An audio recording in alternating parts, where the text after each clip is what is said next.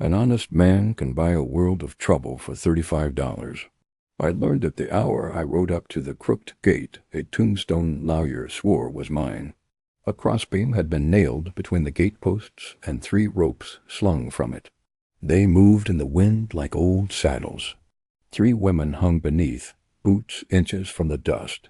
For a breath I told myself they were scarecrows. Then the wind turned one face, eyes open, lips cracked. A tremor fluttered at her throat. Jasper shied. I hit the ground with my knife out, and the world narrowed to hemp and skin. The first knot was tarred. I wedged my shoulder under her weight and sawed. When the rope parted, she fell into me and knocked the air from my chest. Up close, she smelled of smoke and crushed sage. I rolled her to her side until a rasping cough raked loose. The second's rope had carved a groove behind her ear. The third stared without blinking. "I've got you," I said, maybe to steady my own hands, and cut until the last strand snapped. All 3 lay in the dust, breath scraping like files on iron. Whoever did this meant them to be found, but not too soon. A message plain as a brand: "This land doesn't belong to you." I'd bought the place for quiet. Instead, I stood in my new yard with 3 strangers dying at my feet. I dribbled canteen water into their mouths, tore my bedroll into pads for their necks, and led Jasper slow while I half-carried the others toward the house. The door hung from one hinge and the windows were broken. I cleared the rooms with my revolver by habit, then fed the iron stove with boards the last owner meant to nail somewhere. Fire caught hard. I dragged blankets from a chest and laid the women boot-to-stove heads on my coats. I cut the thong knots at their wrists. Their palms were torn with half-moons where nails had held on too long. One was older, silver in her braid, face carved by weather and will. One was scarcely more than a girl. The third, taller, a pale scar across her cheek, watched the flames with eyes that looked awake, though she hadn't moved. Bruises ringed their throats like the worst kind of necklace. Shock burned off fast. What settled was colder than anger. The yard showed wheel ruts and too many hoof prints. Whoever left them came in numbers, and with time to stage a lesson. The lesson had my name on it because I'd been fool enough to buy this patch of desert cheap. I barred the door with a feed barrel and set my rifle within reach. Then I worked quiet sips of water, a dab of whiskey for the ones who could swallow, cloth tucked beneath rope burns. The stove breathed. Wind pressed at the eaves and slid down the chimney, so the fire hissed like someone laughing. Not today. I told the doorway and the wind. Not while I'm breathing. I didn't know their names. I didn't know which men had done it or how far their shadow ran. I only knew this. Once you cut a body down, you answer for what happens next. That's a law older than sheriffs. I poured coffee and sat with my back to the wall, listening for hoofbeats that might come, and for the small, stubborn sound behind me, the first ragged breath that meant one of them had decided to live. The first breath I heard was followed by another, slower, and then a rasping cough. I was dozing in the chair with the rifle across my knees when it shook me awake. The eldest woman was stirring, eyes blinking against the firelight. Her hair, streaked with silver, had fallen loose around her shoulders. She pushed herself up on her elbows, coughed again, then fixed me with a look sharp enough to cut through smoke. I'd expected fear, maybe gratitude. What I got was suspicion, cold and unwavering. She rasped something in Apache, low and harsh. I lifted my palms, showing I carried nothing but the warmth of the fire. "Name's Caleb Rowan," I said. "You were hanging at my gate. I cut you down, that's all." Her gaze flicked to the other 2 still wrapped in blankets, one twitching. With shallow breaths, the youngest curled against the heat like a child. She shifted closer, pulling her blanket tighter, as if I might steal more than she'd already lost. "You think I did it," I said quietly. "I didn't." Her eyes narrowed. I felt her judgment like a weight pressing me deeper into the chair. "Truth is, I couldn't blame her. White men had earned her distrust 100 times over. My $35 deed meant nothing beside the marks cut into her throat. I poured a cup of water, set it near her, and slid back across the floorboards. For a long while she didn't move. Then she lifted it, drank in tiny sips, and set the tin down with hands that still shook. "Naomi," she whispered, voice like a reed in the wind. It was the first word she gave me, and it wasn't meant for me so much as the fire itself. Still, I held it like a gift. I nodded. "Naomi." The hours crawled. I tended the stove, fed it broken chair legs and splinters from the fence rails, and waited for the other two to stir. Once the tall girl moaned, thrashing in her blanket, and Naomi gripped her wrist, whispering words I couldn't understand. Calm spread through her like a river smoothing stones. My head ached with questions, but I kept them locked down. They weren't ready. Truth be told, neither was I. I'd bought this ranch to put distance between me and the noise of the world's soldiers, politicians, graves. Instead, I'd stumbled into a war I hadn't chosen. Near dawn, the youngest stirred awake. Her eyes opened wide, catching sight of me across the fire. She froze, trembling, then crawled into Naomi's arms. The older sister whispered something soft. I heard my name woven into it, the syllables bent but recognizable. Naomi looked back at me over the girl's shoulder. Her eyes held no thanks, only the question of what I meant to do next. And that was the moment I knew. I hadn't asked for this fight, but the desert had dealt it into my hands all the same. Whatever devils had strung these women from my gate, they weren't going to finish the job. Not here, not while I drew breath. I laid my hand over the rifle stock. "They won't take you again," I said. I didn't know if she believed me, but I meant it enough for the both of us. Light cut across the floorboards when the sun lifted over the ridge. I brewed coffee in the blackened pot and set 3 cups by the stove, tin rims warming like coins. The women slept in fits, surfacing to cough. I soft hard bread and a little water and fat. It wasn't much, but it was warm. Naomi sat first. She moved like a tree that had weathered too many winters, slow but rooted. The youngest rose when she did, eyes on me, then on the door. The tall one with the pale scar watched everything, as, if counting exits, I waited. A man who talks too soon turns truth skittish. When the cups cooled, I slid one toward Naomi and another toward the others. She didn't touch hers at first. "Why?" she asked, voice rasped to the grain. "Because I found you at my gate," I said. "Because I couldn't ride past." I left the rest unsaid. I have seen enough hanging to last a lifetime. She drank. Color edged back into her cheeks. "We were taken at dusk," she said, "from the wash east of here. Men with red cloth on their hats, some with cattle brands burned into their coats, so no one forgets the name that pays them." "Harrigan?" I said. Her eyes flicked up. The scarred sister's jaw tightened. "Harrigan's people?" Naomi said. "They killed our father and uncles. They burned the wickiups. They want the valley because the valley holds water when the sky does not. A spring in the rock, hidden by cottonwoods. Their wells go salty. Ours does not." She spoke without pleading or heat. "Water is life here, and men kill quicker for it than for gold. They left us for a warning," she said, "to make the rest run, but we carry the way into the valley. My mother drew it before she died. We cut it in 3, so one capture would not make it theirs." She reached beneath her blanket and set a small square wrapped in doeskin on the floor. The youngest shifted, and I saw a second bundle stitched into her hem. The scarred sister touched her braid where a thin weight hid among the beads. 3 pieces, bone needle holes, rawhide edges darkened by oil and years. "Why tell me?" I asked. "Because you cut us down," she said. "Because men will come again, and you should know why death rides with them." The youngest spoke then for the first time, quick and low. Naomi translated. "She says you should leave if you want to live." I thought of the deed in my saddlebags, $35, and a promise of quiet.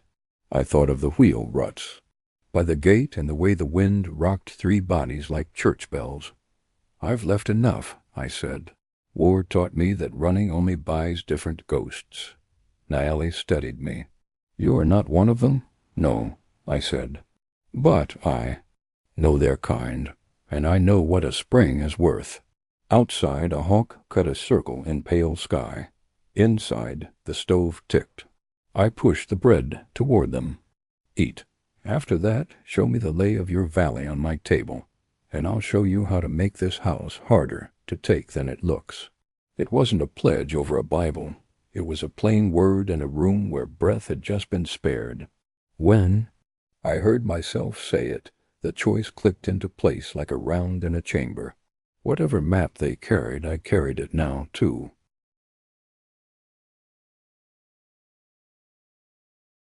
By midday, I was out by the fence line with hammer and rawhide, mending rails I'd split for firewood.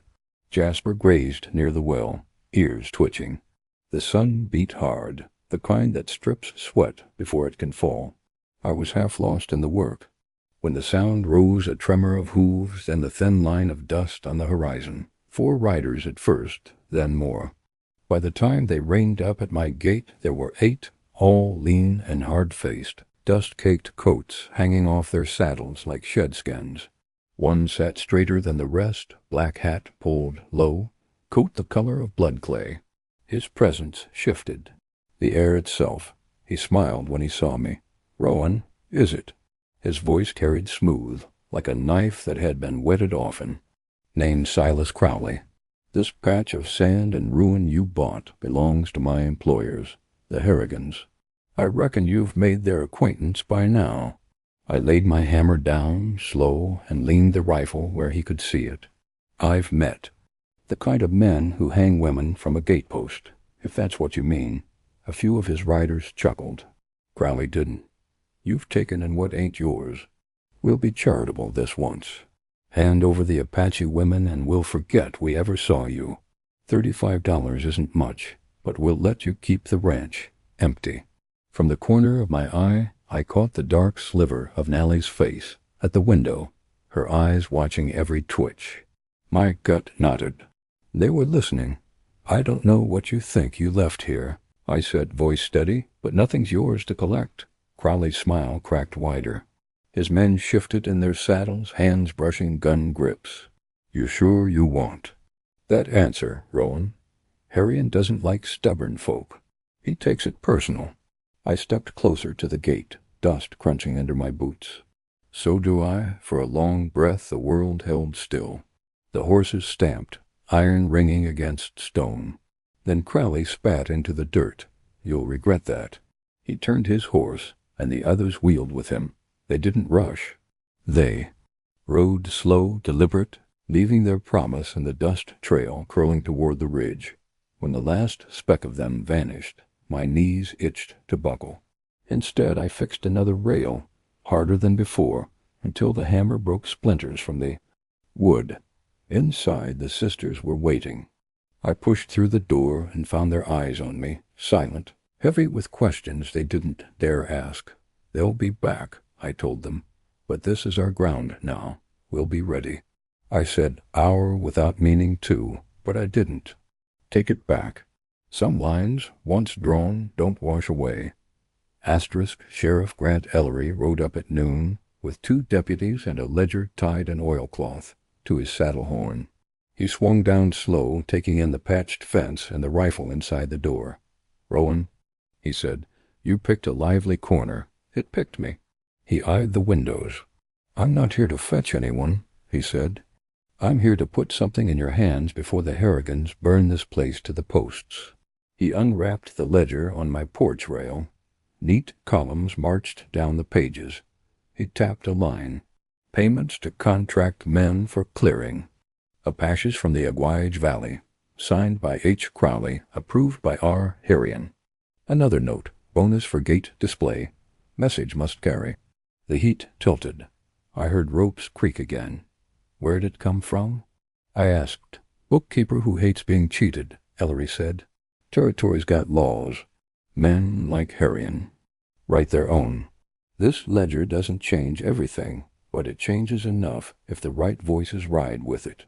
His eyes went to the window, then back. I can take testimony to a federal judge in Tucson under protection. I won't lie nothing. I promise is ironclad. Harrian's money runs like a river here. Naeli opened the door, the youngest at her side, the tall one behind. Ellery took off his hat. Ma'am. Naeli looked at the ledger. Words on paper, she said, like the ones that took my father's land and called it purchase. I know, Ellery said, but there's a judge who hates being made a fool and a newspaper man who loves a scandal. Sometimes those two do more damage than a posse. The youngest spoke in Apache. Naeli translated. She asks if your law will keep us from a rope. Ellery slid the ledger toward her. My law will try, he said. I wish I could say more. It wasn't a hero's speech. It was a man's truth after promises broke. I trusted it more. What if we say yes? I asked. Right at first light, Ellery said. I leave a deputy to hold the ranch. We take the river trail. In Tucson, you swear testimony. This goes into evidence. A judge issues warrants. With luck, a marshal moves before Harrian smells it. And no? Then you fight alone and hope Crowley gets bored. Naeli looked at her sisters. A grave, a lamplight map passed between their eyes. She faced me, jaw set for hard weather. We will speak, she said, for our father, not for your law. Ellery nodded. Good enough, backlight, dawn. He tied up the ledger. Before he mounted, he paused. Crowley will come before morning, he said. He'll want to spoil your start. He's not brave, but he's thorough. Lock your doors, wet your powder. You leaving a deputy? I asked, the mean one. The younger man touched his brim and spat, eyes on the ridge.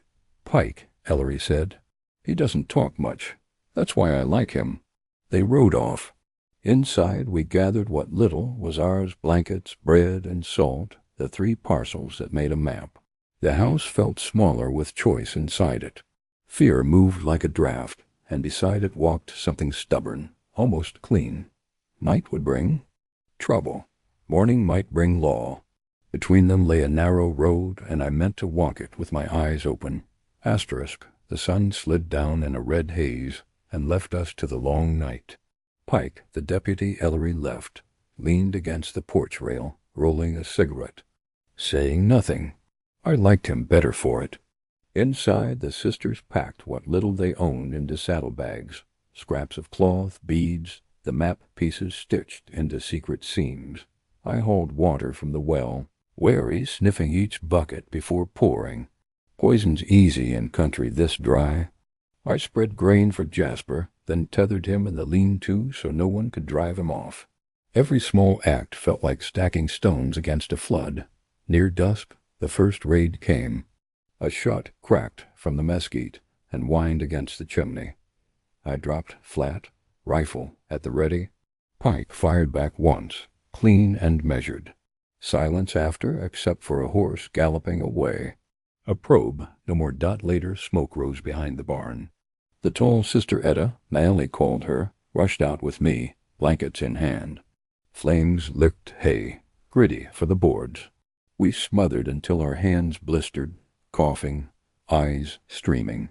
Pike's silhouette stood at the fence line, gun steady, warning shadows to keep back. When the fire was out, I leaned on the well crank, chest heaving. Etta's eyes shone through soot, fierce and alive. She didn't thank me, just nodded once. It was more binding than words. Close to midnight we found 3 goats slaughtered near the pen, throats slit, entrails scattered like curses. The youngest sister wailed until Naeli pressed her face to her shoulder. I shoveled dirt until my arms shook, covering the mess. Fury hummed in my blood louder than grief. We set lanterns in the windows, rifles on the sills. I walked the fence, line until boots wore thin. Naeli joined me once, her shawl tight around her. You could ride away, she said low. Tonight, leave us to our fate. I stopped, watching the horizon where coyotes sang. I could, I said, But I won't. She searched my face, as if measuring what kind of man wasted $35 on death and ruin. Whatever she found, she gave a single nod. Then, "You are with us." By dawn, the ranch felt like a fort barricades at doors, spare powder horned on the table, bread broken into satchels. My hands shook from fatigue, but my mind was sharp as honed steel.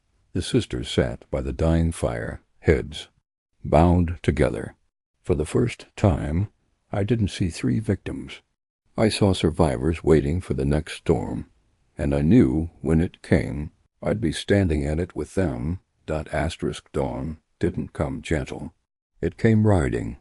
Before the sky was more than pewter, hooves shook the hard pan, and a whistle cut the air. Pike was already at the north window, rifle butt snug to his shoulder. "Company," he said, as if he were remarking on weather.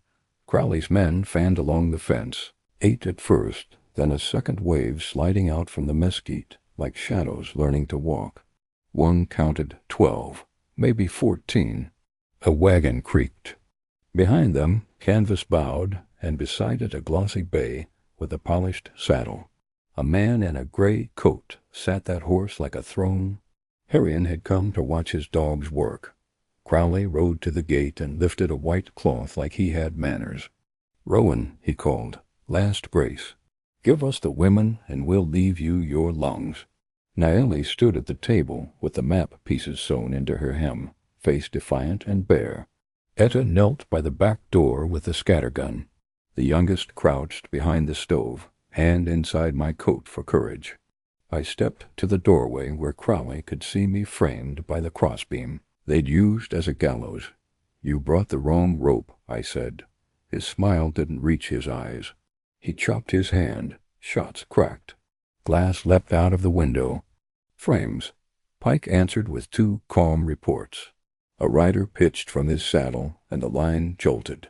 I yanked the barrel we'd rigged as a brace, and the front door crashed shut. Rails we'd leaned inside wedged it tight.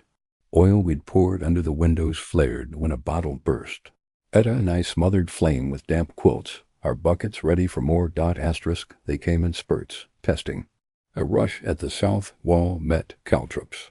I'd scattered from a sack of bent nails. Horses screamed and men cursed. A man swung a lariat over the roof. The rope went taut and tore free when the chimney stone I'd loosened dropped, nearly yanking him off his feet. Bullets chewed the door. Splinters flew like angry bees. I reloaded until my fingers were slick and black. "North corner," Pike called.